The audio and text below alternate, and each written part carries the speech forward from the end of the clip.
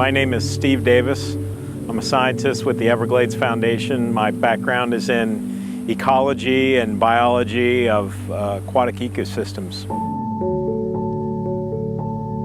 We're on the north shore of the South Fork of the St. Lucie River. What we're seeing behind us is the freshwater discharges coming out of Lake Okeechobee. This is a brown-colored water that's flowing past us, but we also know that it's carrying a fairly heavy load of nitrogen and phosphorus, and also the algae that is also being carried downstream from the lake. The discharge is actually a function of how the system was set up going back to the middle of the last century. The plan was when that Lake Okeechobee would fill up, because we can no longer send that water to the south, to the Everglades where it went historically. The system was designed to discharge excess water in the lake to the St. Lucie River here on the east coast and to the Caloosahatchee over on the west coast. So really this water that's going past us behind me here, that water should be flowing to the south instead of to the east. It should be going south to the Everglades and ultimately into Florida Bay. But because we don't have the storage capacity to send that water south, we have to continue to operate it in this manner. Wetlands are these amazing ecosystems that not only are valuable habitat, but the plants and the soils and all of the organisms that interact with the plants and the soils and the water are natural filters for pollutants and excess nutrients like nitrogen and phosphorus. So the idea is that as you flow water through a wetland, it removes those excess pollutants, so the water coming out the other end is clean. And we do this already. We have close to 60,000 acres of these filter marshes that we're currently using to treat the runoff from the Everglades agricultural area. And that's to make sure that we have met the protective threshold of phosphorus in the Everglades. If too much phosphorus gets in, we start to see a change in the habitat. Because of all the freshwater discharges, what we're experiencing is that all the salt has been pushed out of the estuary. So the conditions here are too fresh for too long. And so it's impacting the oyster habitat and the seagrass habitat that's around us here.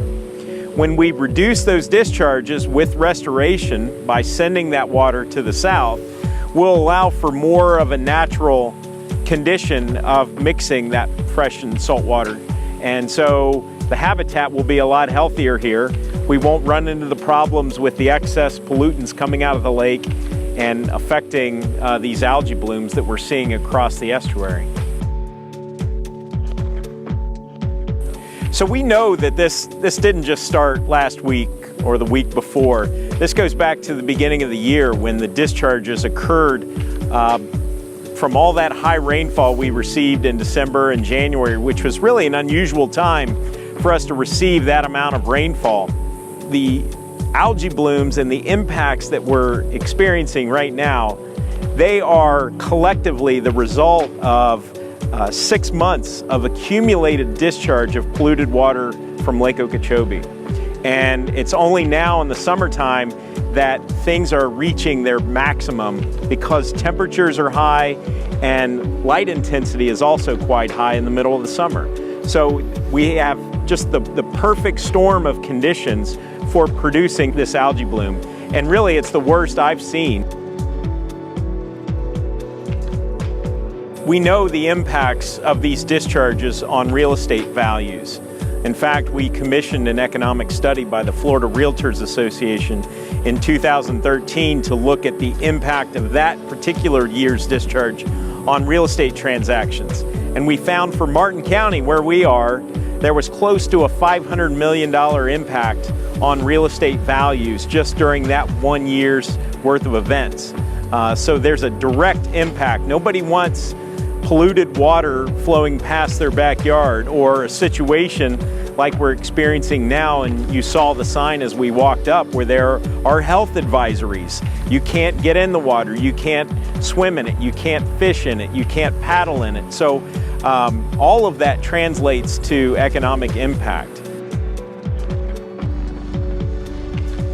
So we know that the solution to this problem is Everglades restoration. We have the blueprint in the Comprehensive Everglades Restoration Plan, which is largely a plan that entails restoring the amount of storage for water in South Florida.